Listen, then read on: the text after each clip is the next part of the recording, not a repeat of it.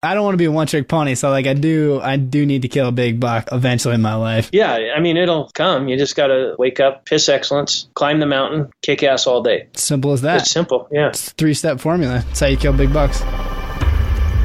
Hey, welcome to Muley Monday. If you're obsessed with chasing mule deer, join us every Monday morning as we dive into all kinds of mule deer hunting. From high mountain backcountry to the desert flats, and everyone from the pros to average DIY guys. We're going to share some amazing hunting stories, tactics, conservation issues, and even tips on gear for your next adventure. This is the Rich Outdoors Muley Monday.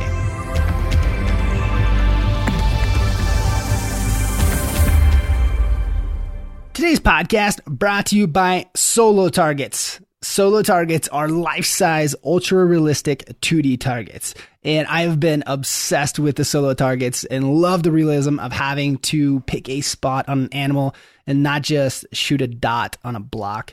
The solo targets, you can turn any block into a ultra-realistic hunting scenario for much, much cheaper than a 3D target. And preferably, I think I prefer them over shooting a 3D target. I also really like that all the targets are actually life size, which really gives you a feel for what an animal is going to look like in your sights at different yardages. I just got the new mule deer buck target, and the thing is badass. The target alone will give you buck fever. It's a giant buck. We set it up in the field and with just a small block target behind it, which is so it adds that realistic pressure of having to hit the vitals, because if you hit anywhere else, you're not going to hit the block that's behind it. It is so fun. Just that added little bit of pressure makes you really hone in on that target, and it adds to that little buck fever scenario, puts the pressure on, so to speak. Head over to solotargets.com. Check them out. Awesome. They got elk targets, they got antelope targets, mule deer targets, all kinds of cool stuff, sheep, bear, all kinds of great targets. Use the Rich Outdoors promo code TRO and you'll get 20% off your new badass target system. What's up, killers? You guys hear me talk about Go Hunt all the time, but now is your chance to try it for free. Go Hunt is running a limited time free trial offer. You guys get full access to everything in the Go Hunt Insider platform for a whole month. You get full access to the best draw odds and the best draw odds system available. You get full access to insider gear and strategy articles and so much more. Everything that has to offer. Now's your chance to test drive an awesome tool that everyone's talking about, everyone's using, and it's the perfect time too, because if you didn't draw any tags this year, now's your chance to jump on Go Hunt and do your research for some OTC tags that still have serious potential. This year, I have more tags in my pocket than I have time for, and that's all because of Go Hunt. Just being able to find awesome tags, and I highly recommend you take advantage of this limited time offer. Sign up for the free 30-day trial, and you'll get free access to all the great stuff within the Go Hunt. In order to get this, you can't use a coupon code. You're going to have to go to gohunt.com/TRO. We're going to put links to it in the show notes as well, but you have to go to that page to get the free trial. It's nowhere else. So check the show notes, go check out Go Hunt, sign up for your free trial, and find some more tags, put some more tags in your pockets. I'm telling you, go check it out. You're going to love Go Hunt. It's amazing. Everyone's using it. Now's your chance to go try it for free. I guarantee you're going to love it. Go to gohunt.com/TRO.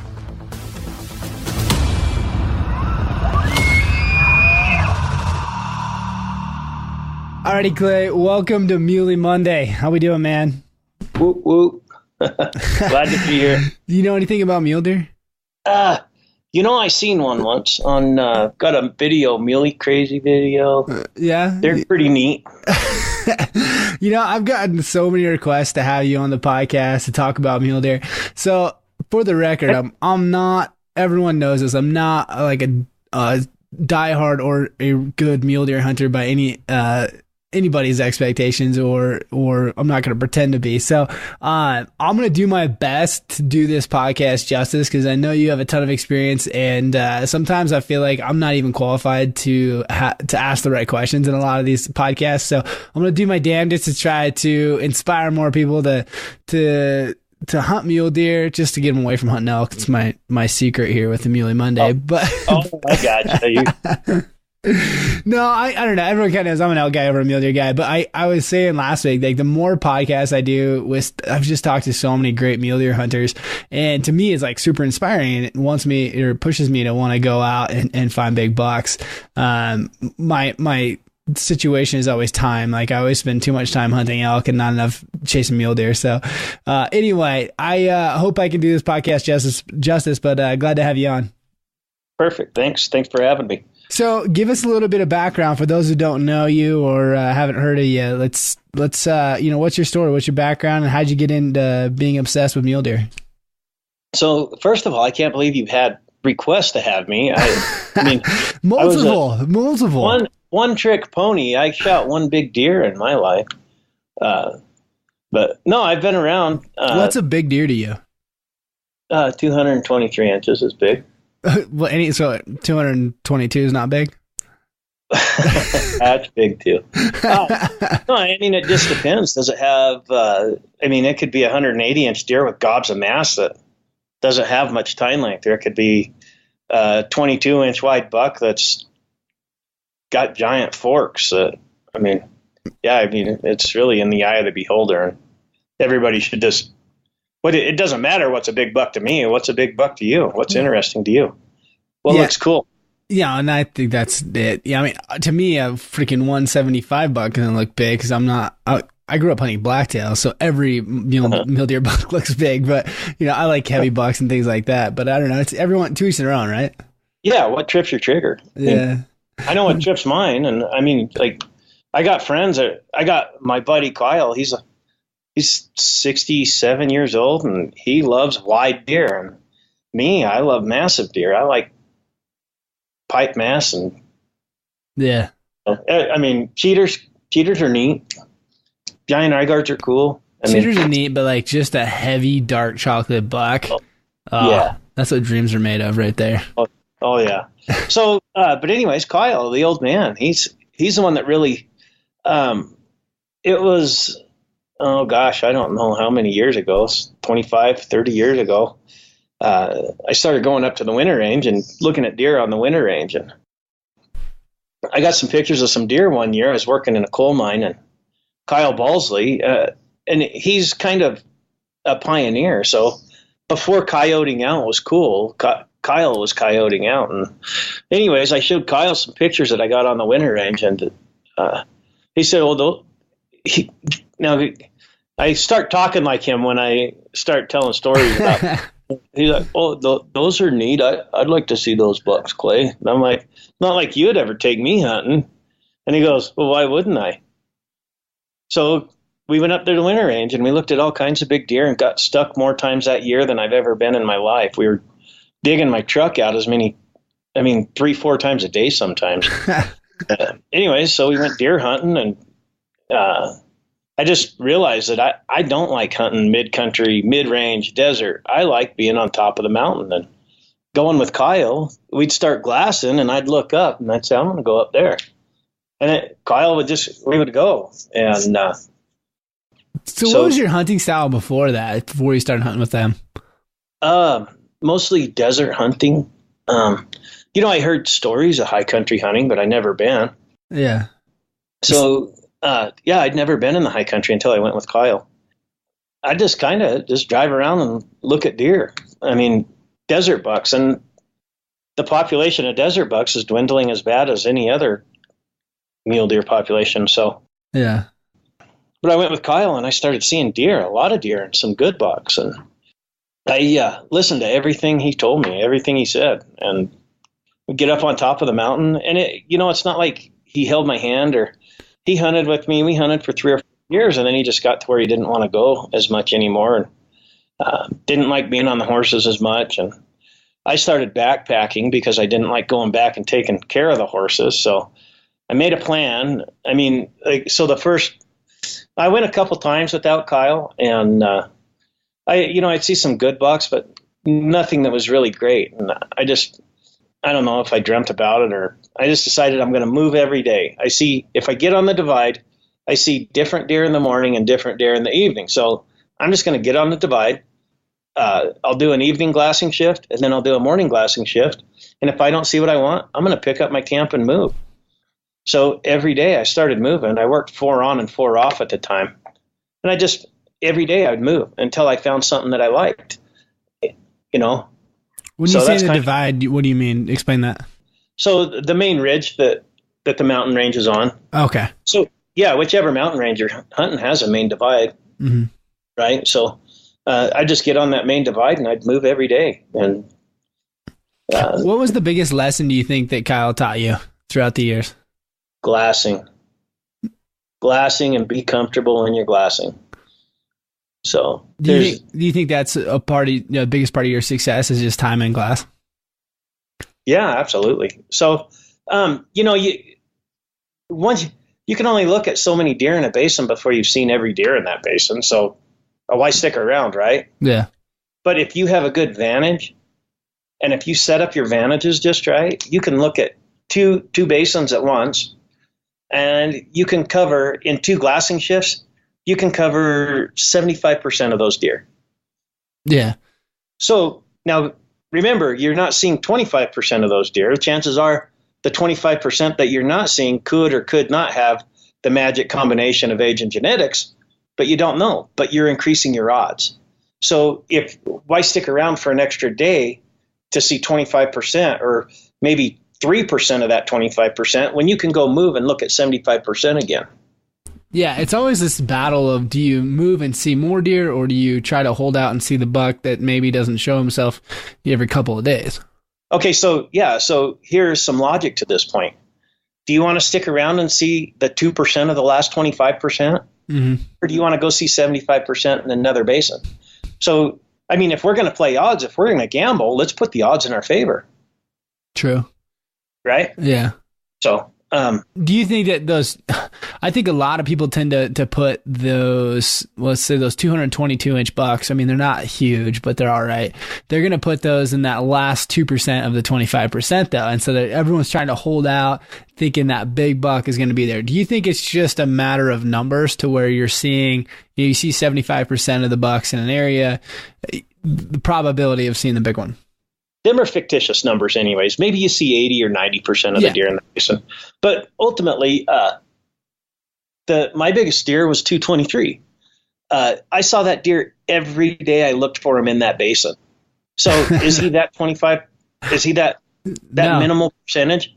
Yeah, he's a super buck. He had the age, the genetics, but he was also visible every day. So, I mean, just because you're not seeing them doesn't mean that they're great. I mean, it doesn't. A 5-year-old deer is hard to find anyways, but if you can find a 7-year-old deer every day in a basin that's not getting any pressure, that just tells me that you're leaving that last few percentage of questionable bucks. You don't know. A 2-year-old deer could stay in the timber, or an 8-year-old deer could stay in the timber, and an 8-year-old deer that could have weak genetics. So you're gambling on nothing. I mean, you're waiting to see that one special deer, but at the same time, you passed up, say, 15 or 20 more deer that you could have seen. Right. I mean, you're waiting to see that one 8-year-old deer, but that one 8-year-old deer, I got plenty of them upstairs. But they're still 180, 185 inch deer. Yeah. Okay. If that's what you want, then great. Stick around. You might find one. When you saw that, I want to hear the whole story behind the big buck, but when you saw that buck and you'd see him every day and he was just in the wide open, were you just on sheer panic mode that someone else was going to see that buck?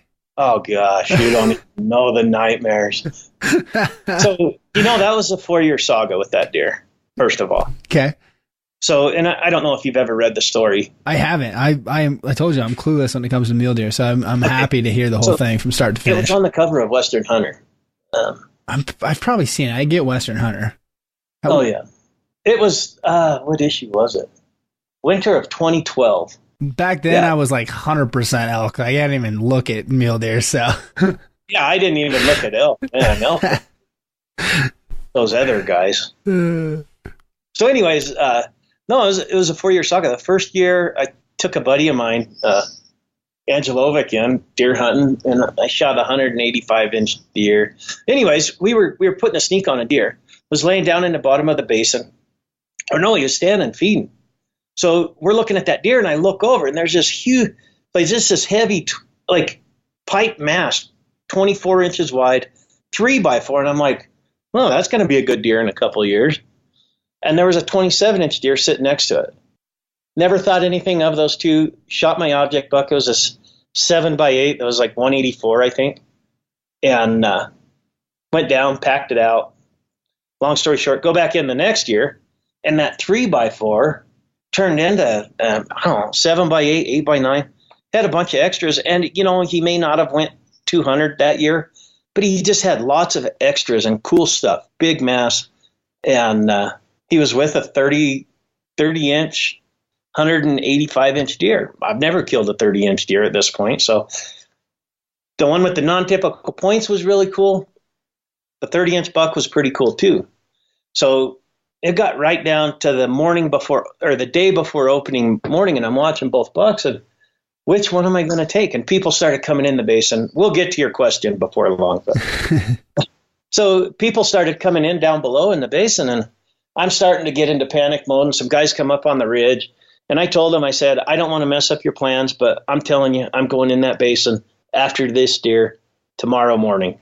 I don't want to screw you up, but I'm going straight there.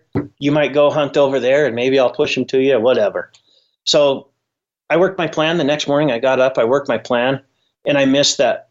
I told myself if the 30-inch buck was still in velvet, I was going to shoot him, because I'd never gotten a velvet buck before either. So I got up, I worked the plan, I found the 30-inch buck, 400 yards, ranged him, shot, missed, shot, missed, shot, and missed. And the non-typical, they both get up and run towards the cliffs together. And I'm like, what the heck? I'm just going over everything. I look at my scope, and it was down on 3 power. Oh. I got in panic mode, and like, oh no. So I sat down for 15 to 20 minutes, and I'm just mad, and I pull myself together, pick up my gear, and I go in the direction that those deer ran into the cliffs, which may have been 3/4 of a mile.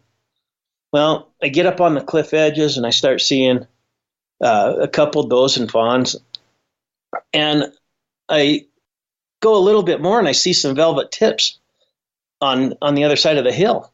So I belly crawl up to the edge of the hill, and I find the target, and it's the wide buck. And the non-typical is standing like 30 yards just to the right of him. So I shoot, boom, hit him, and he starts going down. Jacked another one in, shot him again, and killed my first 30-inch buck. So this is the next year, I packed that deer out, and the next year I go back, and the non-typical lost several of his non-typical points and just had maybe 2 cheaters on each side, 2 little cheaters on each side, and about a 1-inch drop tine. And he was a 200-inch typical frame. So I'm getting videos and taking pictures, and I tell my buddy at work, Mark, and he's like, let him go 1 more year. And I'm like, you don't let a 200-inch deer go 1 more year. Crazy? So I'm telling my son might have been 18 at the time. I'm telling my son, and my son's like, Dad, I'll push him out of there for you.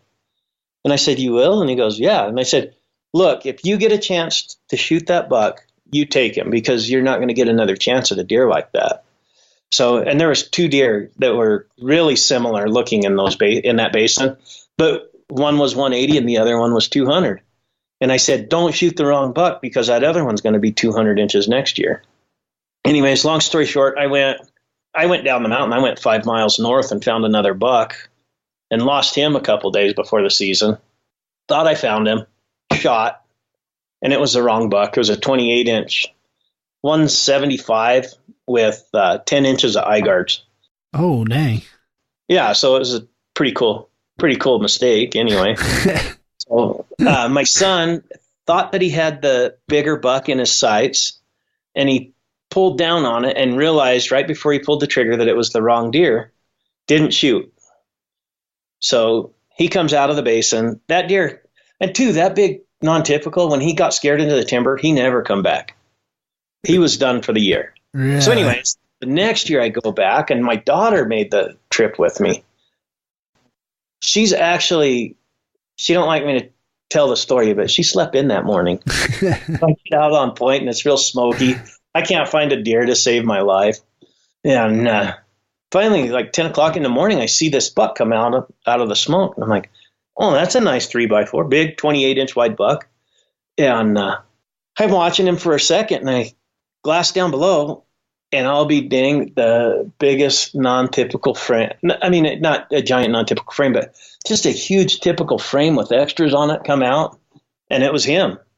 And so then I started I would drive 3 hours and then hike the 5 miles into the divide on Saturday morning, watch him Saturday night and Sunday morning, and then come back out every week for weeks. This went on, and like 4 or 5 weeks. And then right before the opener, I went up 5 days before the season opened up so I could watch him and just pattern him. And people started coming in the basin, and I was just freaking out. And I'm like, there's no way I'm going to beat everybody to this deer. And I just... Were you pretty confident you were the only one that knew about him, or? No, because non-typical outfitters had actually had... I'd seen Rob White. I'm sure it was Rob Wiley standing over on the next divide watching him. And, I didn't see any pictures on his site of that deer at that point, but he had pictures in that basin before. Mm-hmm. So here's a buck that's it likes to stay in the open. Right. So, yeah, I knew that he had known about him. And like, one of the other outfitters that's a friend of mine, he's like, I seen him in there. He's watching him. And he kept telling me, like, that guy's watching that deer. The other outfitter, my friend, said that he made a trail up on the other side to where now he had access to that area. So he said, I'm not going to do anything to mess you up, but I'm going to be in that area with my client. And so then the anxiety got worse. And so I went through so many different scenarios in my head the night before, or weeks before. For weeks, I'm like, what am I going to do? So, I heard a rumor one time, or I read it, that it was in a king's calendar that mule deer only have to drink every third day. I noticed that this deer, there was one spot that he could water in that basin, and he watered in the same spot every time I seen him. So I read in that calendar like 20 years ago, I don't know, maybe one of the first king's calendars that come out. And so I just had that in my mind. I'm like, so I start paying attention to when he's watering. And the night before the opener, I said, he hasn't drank in 2 days. I'm going to set up right there. And I'm telling my cousin this. She's been hunting with me since she was like 8, but I'm telling my cousin. And so he did. We made a plan the night before. We worked the plan. We got set up. And sure enough, that deer was coming off of water right at light. And we were set up in the dark. And I put everything in just perfect order. So my spotting scope, my tripod, my binoculars, my rangefinder. Kayla had instructions to range the deer when we found him, or if we found him, she was going to range him while I was getting set up. And it was just, everything was so prepared, so fluid, and so just mechanical it was meant to be. But that deer come off water. He stopped. I picked up my binoculars. I said, that's a big buck. I grabbed my spotting scope, put it in the tripod, and I confirmed it was him. I said, that's him. Set my spotting scope down. She called out his range twice, and I shot, hit him in both shoulders, and down he went. Oh, was the relief off? Oh, no, because I seen him fall in my scope, but then after I pulled the trigger, I collapsed and laid back, and I'm like, oh man, I just watched him fall, and my cousin jumped up and gave me a great big hug. And so then I was shaking like crazy, and I pick up my binoculars, and I can't find him. She says, calm down. So just calm down. So we had to go back up over a big cliff to get down into the basin. So we got up on top of that cliff, maybe 200 yards up around this cliff. And I calmed down enough, and I sat down and I started glassing. And immediately I just picked him up right away in my binoculars. And I put my scope on him, and I'm like, oh my, he's laying right there. Anyways, we got down to it, took some pictures and some video. Was there ever any doubt when you were moving down? I mean, it's a big decision to just head for that water hole with someone, that pressure on, knowing someone else might be in that hole.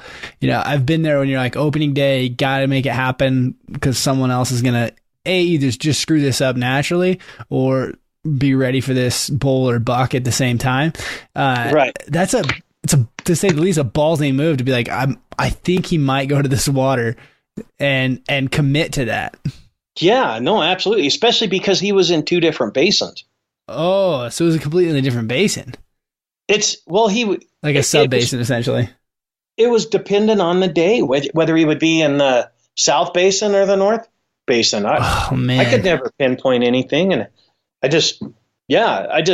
he hadn't drank in 2 days, and I know that there's water in this spot, and I've seen him drink there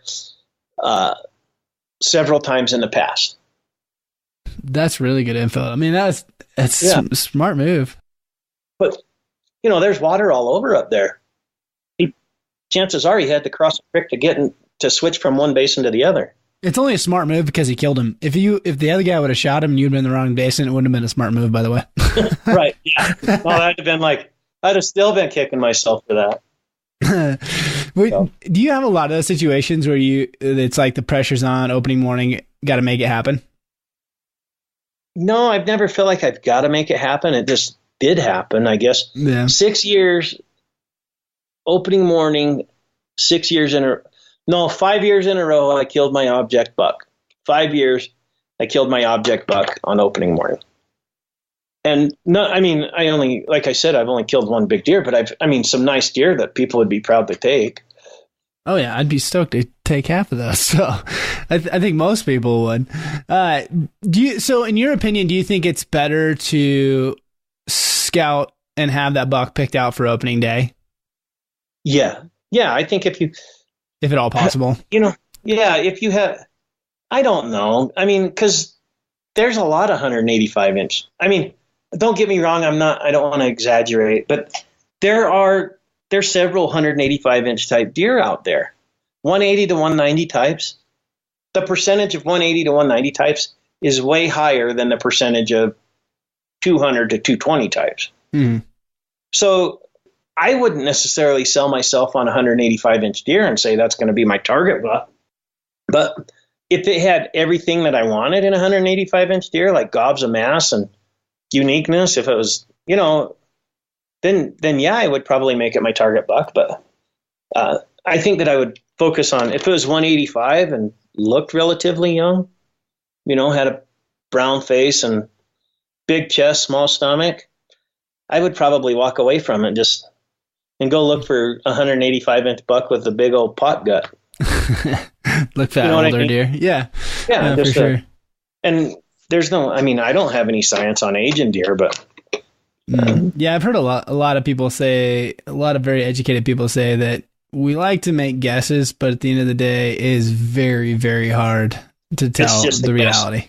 So, things that you can look for. If you want to try and age a buck, you're not going to pinpoint the age. But if you want to say, I want to kill a mature buck that's at the end of his life expectancy, what do I look for? Well, I look for a white face, a beer belly, and just one that's dominant, like the guy that kicks everybody's ass in the basin. Mm-hmm. It's got that old buck swagger. Yeah, absolutely, the old buck swagger. So, those are things that you can look for if you want to get the most mature buck out of the basin. Yeah. So, what do you think defines most of your success? Is it just number of days in the field? As far as pulling the trigger, I would say probably, but I don't spend near as much time as I used to. So time under tension, I suppose. So how does one work smarter, not harder, when it comes to hunting big bucks? And I'm not like advocating not working hard, obviously. Like I think you pay your dues and you get what you put into something. But at the same time, like I could run around the mountains and, you can learn a lot by just running around in the mountains. I think that's the best way to learn, is just being out there. But how do I use my time most effectively? Don't overglass. I'm telling you, glassing is the number one key to success on old mule deer. Mm-hmm. But don't waste your time glassing in a basin you've already looked at. If you don't see what you want, then it's time to move. So cover ground. Yeah, I mean, but if you want to work harder, not smarter, I would say use your binoculars. But then we got to remember we want to work smarter. So we're still going to have to put a little work into it because we want to be smart about it. Yeah. And we don't want to consume all of our time in one basin, wasting it on the same 20 deer. Oh, yeah. No, I get that. Yeah. Not trying to find that last 2%. Yeah, you still got to work hard at it. One of the things that I notice is you take a lot of photography of bucks on the winter range and spend a lot of time looking at deer in the winter range and elk as well. But how does that translate to hunting effectiveness or just knowing the animals, so to speak? Or is it something you can even trace animals back to where they summer at? I mean, you look at a lot of these Wyoming studies and these bucks move ridiculous amounts. It's like 150 miles, some of them. What's your thought on that?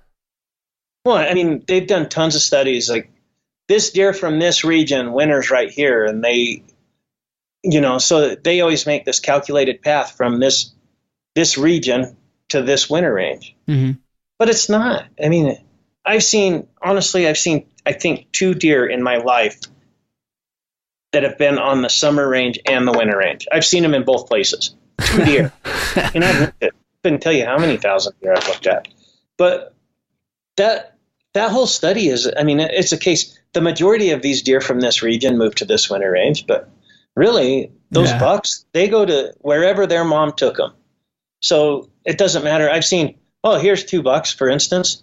There was a big buck with a drop tine and a giant typical frame that showed up on the winter range.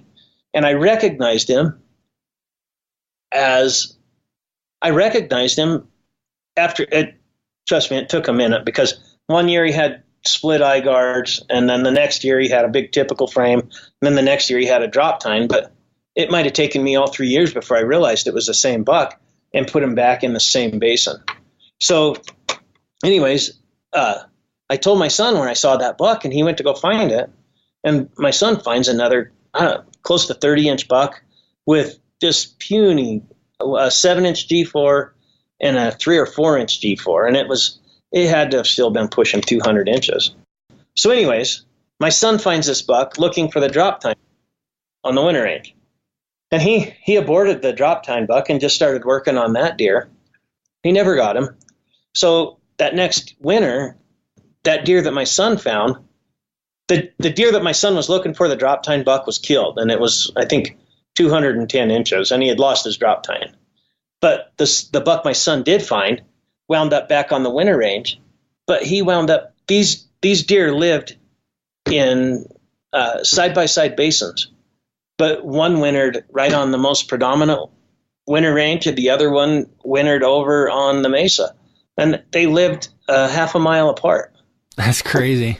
Yeah, so I mean, they just go to wherever their mom took them when they were born, and I think they just continue that migration path.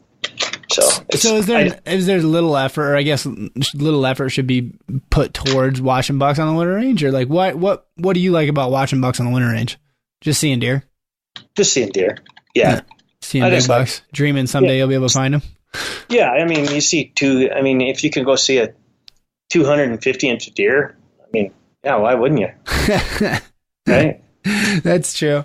One of the things you were talking about with that big buck is, the fact that he just disappeared. You basically had one chance to get him. Do you find that true with a lot of the bigger, older bucks, is that once they get bumped, they're really tough to turn back up in that country? Oh, yeah.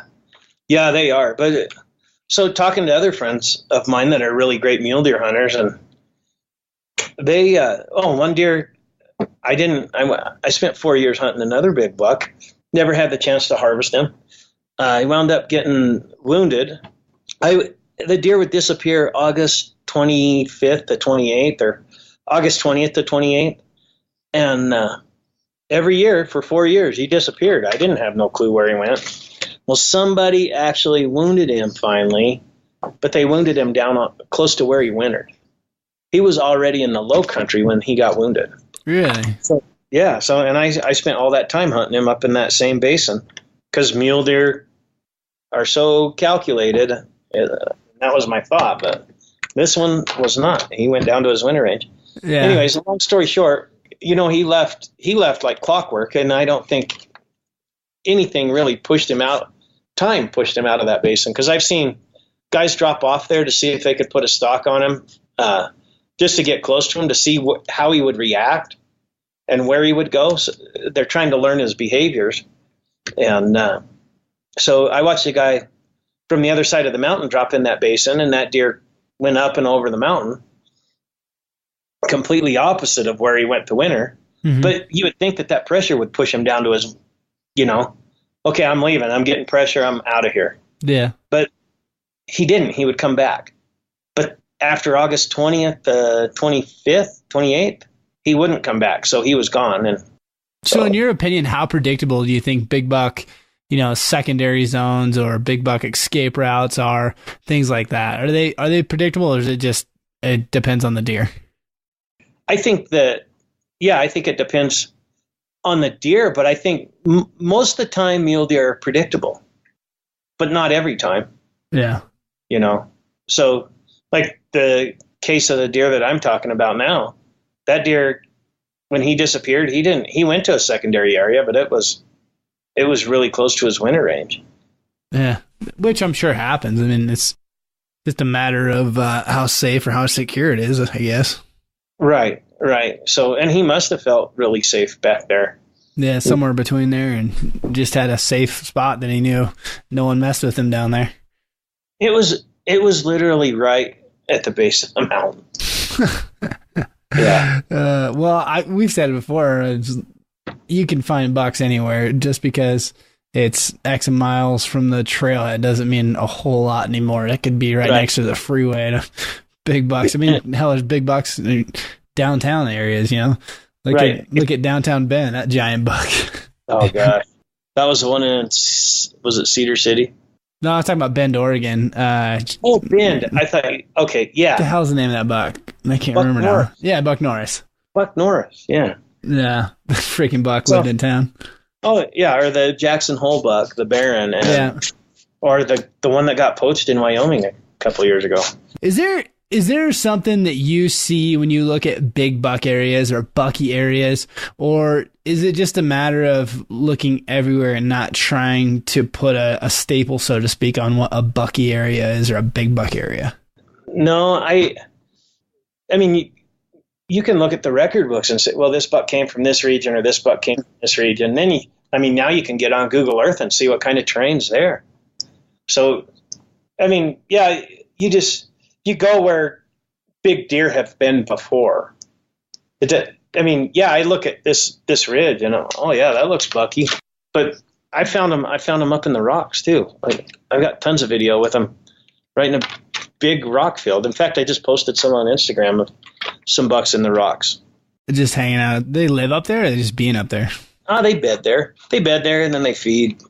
That's but crazy. It's the habitat's the same. You got those big plush subalpine basins and those features, that security. Yeah. So if you have a mixture, if you have an area that big bucks have been, or any bucks, a population of deer that hold a population of deer, just get a good vantage and start looking. So, and then your eyes train. When you start finding deer in this habitat, but not in this habitat, where do your eyes pull you to? That habitat. That you've seen them. So you kind of, with time under tension, you just train yourself. Oh, that's so important. There's no training like just number of days in the field. When, like you said, time under tension, that training, like that, people have asked me like, what do you consider a bucky area? And it's like, it's hard to put your finger on, because it's a gut instinct that you've seen bucks in an area that looks similar to this. And so that equates to this gut feeling that there could be a buck in that area, right? But that's only developed through looking at areas, seeing deer, seeing bucks in certain areas, and just having that gut feeling. So I'll tell you kind of a cool story. Now I'm watching this the one I wound up killing in 2012, the 223. Mm-hmm. I wake up in the morning, I'm looking for him, and I can't find him. I find the one that he hangs out with laying right in this big plush green grass, laying down, eating while he's laying. And I'm looking all over the basin, can't find the big buck. And I look up on the hill and I see a doe and a fawn on the steepest ridge, on the steepest hillside that I've ever seen a deer on, ever. And I'm like, oh, that's kind of cool. So I go back to watching the buck that's laying down feeding. And I'm like, oh, I better get some video. I could still see like a little red glow up there on that hill. And I'm like, oh, I better get some video of that doe and her fawn just so I could show people. And I put my spot and scope on it, and it was the big buck. He just come out of nowhere. And so he was up there in those rocks and just eating that little tiny bright green grass. So, just bizarre. He must have pushed that doe out of there and went out there and started feeding. But that is crazy. Yeah, you never know where you're gonna find him. When you I guess I was gonna ask when you kind of similar question to that, but when you're looking at areas and kind of scouting and things, what's the key feature that you look for? Is it security over food, or does it matter? No, it doesn't. I mean, they're going to eat, and there's times of the year that when you're scouting, they feel secure. So they feel secure in their environment. So it doesn't necessarily matter. They might bed in a different place. They're going to bed in a different place than they eat. And of course, they're going to water wherever they can find water. So when you're scouting, it's not necessarily, the pressure's not on. So when you're scouting to look for that buck, look everywhere. Who knows where it could turn up, right? Yeah. When it comes to gear, like as far as optics and things, what's your go-to? Just the biggest you can get, or like what's your thought? Well, the biggest you can carry. How about that? The biggest you can carry? Yeah. What do you use? I have 10 by 42 Swarovskis, and then binoculars, and then I have a 60 millimeter Swarovski, 20 to 60, with a 65 millimeter objective, spot and scope. Do you ever glass with the 15s? No, I don't. Really, I look for, you can find deer at 3 miles away with the 10 by 42s. Then you're going to put your spot and scope on them anyway. So to figure out what they are. Yeah. So, sure, the 15s are neat, but you got to be just as steady. You got to put them on a tripod anyways. Yeah, that's the downside. You got to have them on a tripod for sure. Yeah. So, if you're in backpacking mode, be conservative. Yeah. I was curious. If you're up with horses, take your big eyes with you. Yeah. You had mentioned earlier that you kind of got away from horses. You have to take care of them. What's your thought on pack animals? Oh, my horse that I got, my one horse, he hates goats. And if he sees them on the trail, it's a rodeo. Really? Oh, yeah. But I got friends that got pack goats. I've packed stuff out of my backpack. It's really just, how do you prefer to do it? Yeah. I love having the companionship of a couple of horses up there too. I just don't like babysitting. So that's the downside. Like everyone thinks horses are so great, but the reality is like you still have to play daycare half the time. You have to feed them. You've got to let them graze for a set amount of time every night, and you got to water them every day. Yeah. So where I stay, if I stay on the divide, I got to drop 1,000 feet to get them water. Yep, exactly. So that's 2 or 3 hours a day that I got to spend taking care of the horses that I'm not hunting. Yeah. Do you think there's a big advantage though of having horses and being able to go farther? Well, if you go up said drainage, let's just say we're going up said creek and we get to the head of said creek to said lake. Now, said divide is 1,000 feet above said lake, right? Yeah. So it's too steep. That last 1,000 feet's too steep to take horses up there. Yeah. So you most generally, you're not going to get the horses on the divide anyways, unless you're an outfitter and you spend time making trails up those steep peaks. So now you've got your horse 1,000 feet below you at the lake. You walk up for a morning hunt. You come down, take care of your horses in the afternoon, and then you got to walk back up to do your evening hunt.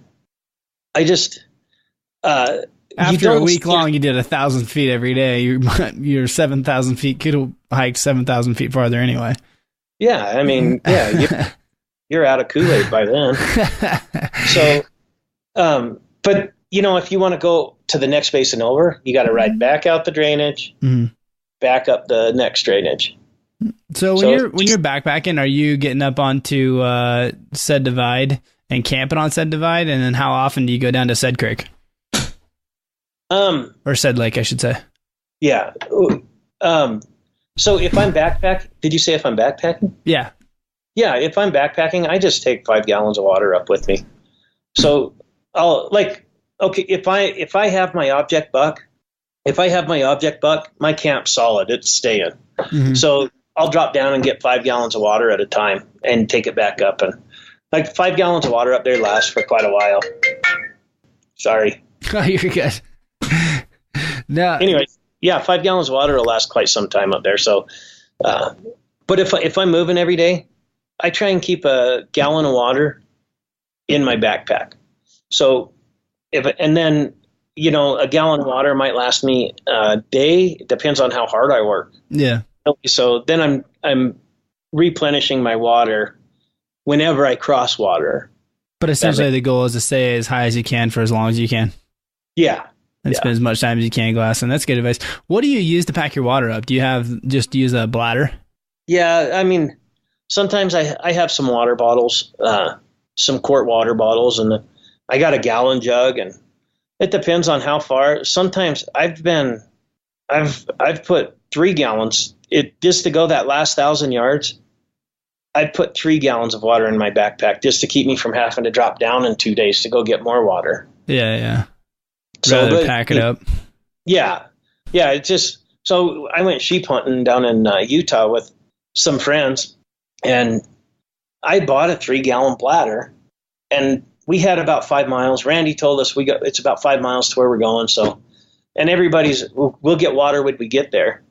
So I filled up my water with city water. It tastes better. I filled up my bladder, stuck in my backpack, and we got there. And they're like, okay, let's go get water. And I'm like, oh, wait, you guys didn't bring water?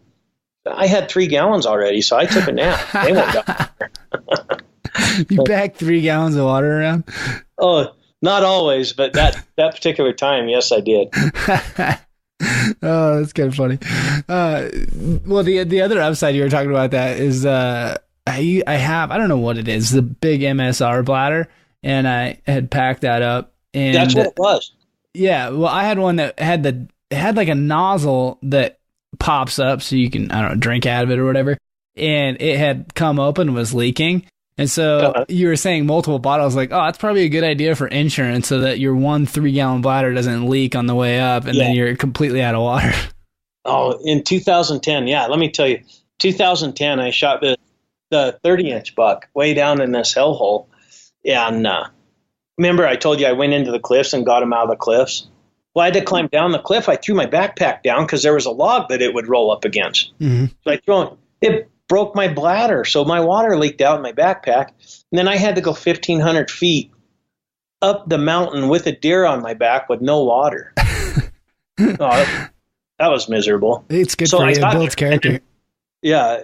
So I got back to camp with that deer and I was completely dehydrated. And I probably drank 12 ounces of water right away. And then I barfed. And then I'm like, I better drink this a little bit slower. So I just took a couple until my stomach started settling before I could. But yeah, I think that I was definitely dehydrated. Yeah. So insurance is good. That's why I don't like, I tend to carry, I still do this. I can't say I don't do it, but I still carry the Platypus 100 ounce. And I don't know how many times I've drained that thing. Just, the hose was leaking when I was sitting on something or something goofy, set my pack on it and dropped it out. And it's in your pack, so you don't really realize it until it's gone. You're like, oh shit, now I have no water. But yeah, right. That's the upside to a bottle. Even though it's heavier, there's an upside to a bottle because at least you're not going to not have any water. Yeah. Less likely to spill or run out. Right. In 2011, I ran out of water. I shot a deer down by a lake. So I drop off the divide, get to the deer, and I'm out of water. And I'm like, I'm right at a lake. I'll just pump some water. I start pulling stuff out of my backpack. Guess what I don't have? Pump. My pump. So guess what I got? Giardia. Oh, no shit. You got Giardia? Oh yeah. So, and I was pretty calculated. I'm like, okay, so I probably got about 6 to 8 hours before I really start feeling bad. And, did you go into this knowing you're going to get Giardia? Like, what did this water look like? There was red bugs. There's bugs swimming all over in it. So I'm like, I'm either going to succumb to dehydration or I'm going to drink something and be calculated with my travel out, you know? So you knew you had about 6 to 8 hours before all hell broke loose. Yeah, before I started feeling really bad. But anyway, it worked out. I wound up that trip. You know, I would come out and get supplies, but I think I spent 30 days on the mountain. Wow. And I would go out, get supplies, and then go back up. Yeah, it was awesome. So, when you do that, like if you're going to spend multiple weeks out of there, like what's your resupply? How much do you take? How many days? Say it again? If you're going to spend like an entire month out there, like how many days worth of supplies do you take in? Oh, just maybe 6 or 7. And then come out? Yeah, because, I mean, really, it's nice to wash your hair at least once a week. Yeah, that's kind of nice. You can only pack so many baby wipes. Right, and they just don't feel good on your hair. I would take little balls of shampoo, too, and then I'd wash my hair in those red bug ponds. Oh, nice. That's handy. Yeah, you don't get sick if you get them in your hair. As long as you don't drink them. I used to drink, well, I still do. So I used to, and I still do drink water that's on the questionable more than I should. But I had never heard of anyone getting Giardia until I started the podcast. And so it was like this mythical thing that never really happened. You just kind of heard about. I thought it was like one of those things that your parents tell you not to do. Because I grew up drinking creek water and just all the time. I don't know if I just built an immunity to it or what, but now I'm so freaking paranoid because I know multiple people that have gotten Giardia. Yeah, so let me just tell you, the second time you get it is not near as bad as the first. Oh, well, I heard if you get it, you actually never get rid of it. Yeah, so I'm sure I had it twice, but the symptoms were really minimal the second time. So I should just drink my way through it. Yeah,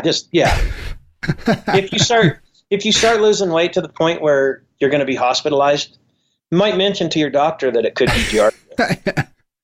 It's a new weight loss program. Don't worry about it. Yeah. I'm on a diet. Oh, what diet? The Giardia diet. I've heard of keto. What's Giardia diet? It's a new fad. Don't worry about it. Well, what's the big plans for this year? You already got your buck picked out? I mean, it's July. No. I mean, you should have everything ready to go, right? I just had knee surgery Thursday. So, yeah, I got to get back to work before I can get up on the mountain. So that's why you got 2 weeks off. Yes. Oh, yeah. Okay. So hopefully my knee, I think it's doing all right now, but hopefully it'll be in good shape here. Oh, that's brutal. Yeah. So do you, I assume you'll be back up and going for season? Doc says you'll be good to go? Yeah, I think so. But I don't know, the last couple of years, I haven't been putting the time into scouting like I used to. I just been putting all my time into work. And yeah. I haven't been scouting like I used to scout. And now with my knee, the trouble that I've been having with my knees, I've been riding the horses up again. And so I'm not moving around the mountain like I used to either. Do you think all the years of scouting and all the time you've put in has kind of just paid off to where now it's a little bit easier? You can spend a little bit less time?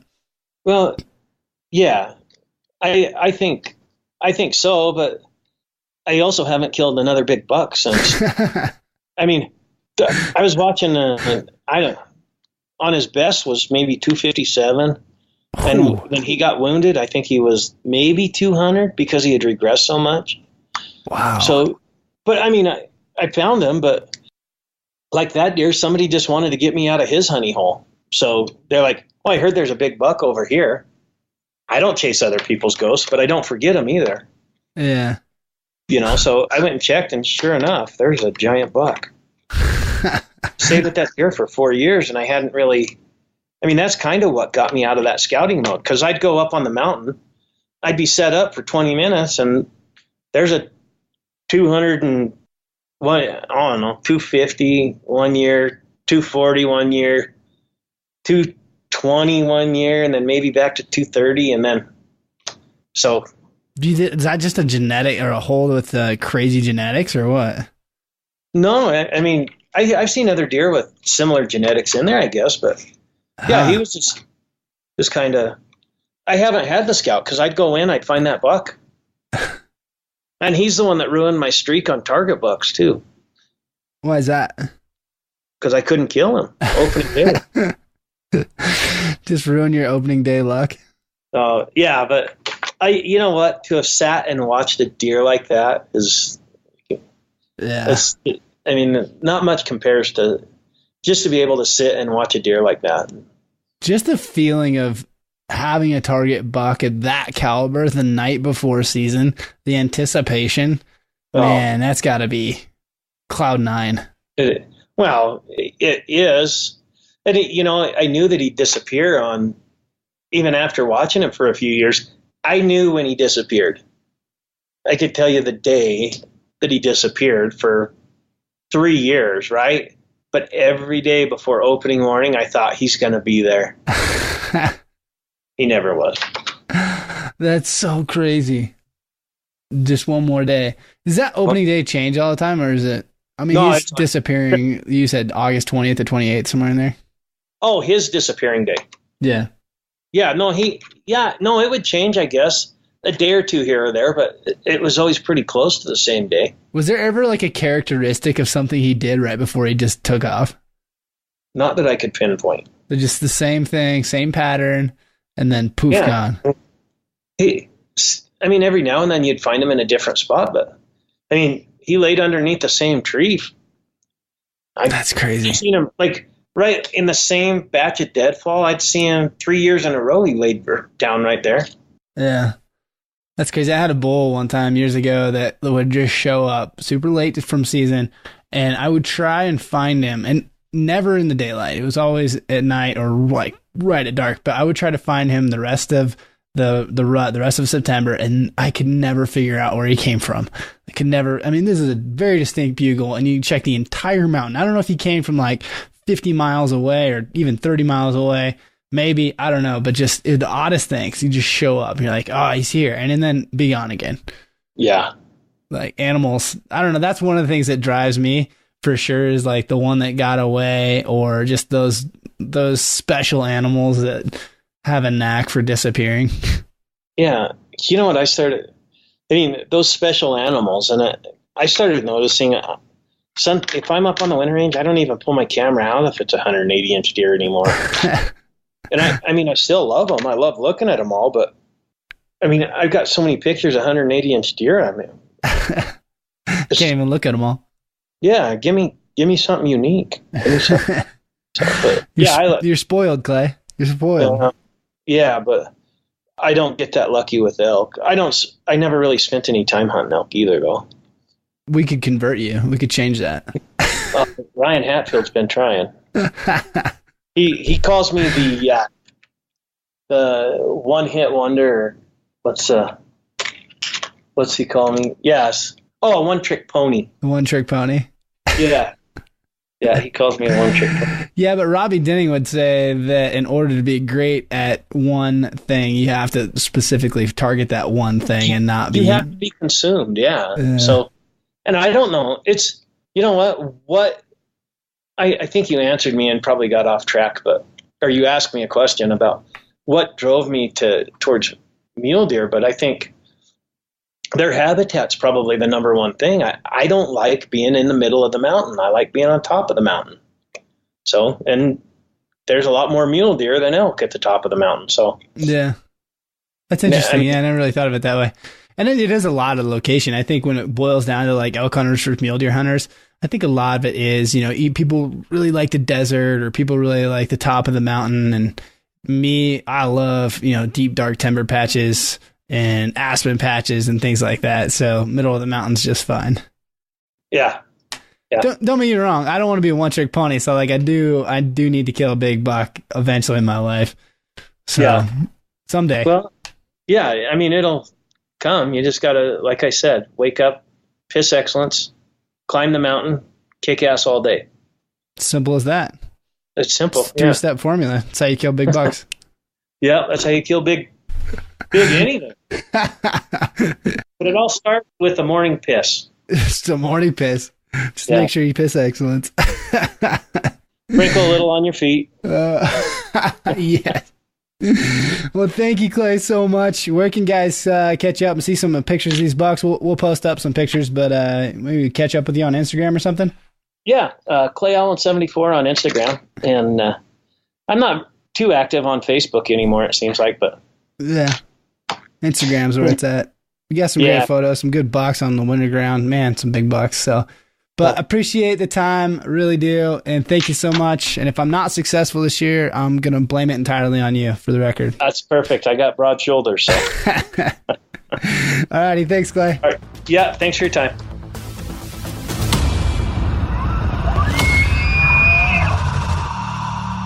What's up, killers? You guys hear me talk about Go Hunt all the time, but now is your chance to try it for free. Go Hunt is running a limited time free trial offer. You guys get full access to everything in the Go Hunt Insider platform for a whole month. You get full access to the best draw odds and the best draw odds system available. You get full access to insider gear and strategy articles and so much more. Everything that has to offer.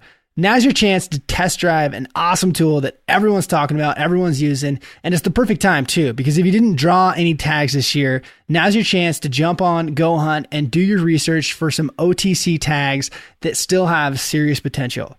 This year, I have more tags in my pocket than I have time for, and that's all because of Go Hunt, just being able to find awesome tags. And I highly recommend you take advantage of this limited time offer, sign up for the free 30-day trial, and you'll get free access to all the great stuff within the Go Hunt. In order to get this, you can't use a coupon code. You're going to have to go to gohunt.com/TRO. We're going to put links to it in the show notes as well, but you have to go to that page to get the free trial. It's nowhere else. So check the show notes, go check out Go Hunt, sign up for your free trial, and find some more tags, put some more tags in your pockets.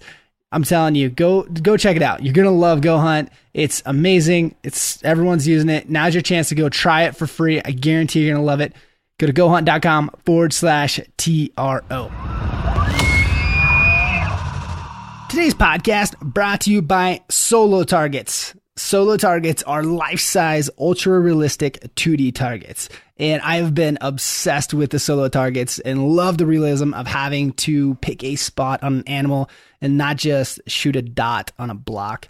The Solo Targets, you can turn any block into a ultra-realistic hunting scenario for much, much cheaper than a 3D target. And preferably, I think I prefer them over shooting a 3D target. I also really like that all the targets are actually life size, which really gives you a feel for what an animal is going to look like in your sights at different yardages. I just got the new mule deer buck target, and the thing is badass. The target alone will give you buck fever. It's a giant buck. We set it up in the field and with just a small block target behind it, which is so it adds that realistic pressure of having to hit the vitals, because if you hit anywhere else, you're not going to hit the block that's behind it. It is so fun. Just that added little bit of pressure makes you really hone in on that target, and it adds to that little buck fever scenario, puts the pressure on, so to speak. Head over to solotargets.com. Check them out. Awesome. They got elk targets, they got antelope targets, mule deer targets, all kinds of cool stuff, sheep, bear, all kinds of great targets. Use the Rich Outdoors promo code TRO and you'll get 20% off your new badass target system. Thanks for tuning in to the podcast and to Muley Monday. If you like this episode and you learned something along the way, be sure to share the podcast with a hunting buddy. And if you get a chance, leave us a review on iTunes, on Stitcher, wherever you listen to the podcast. Appreciate it. Thank you so much.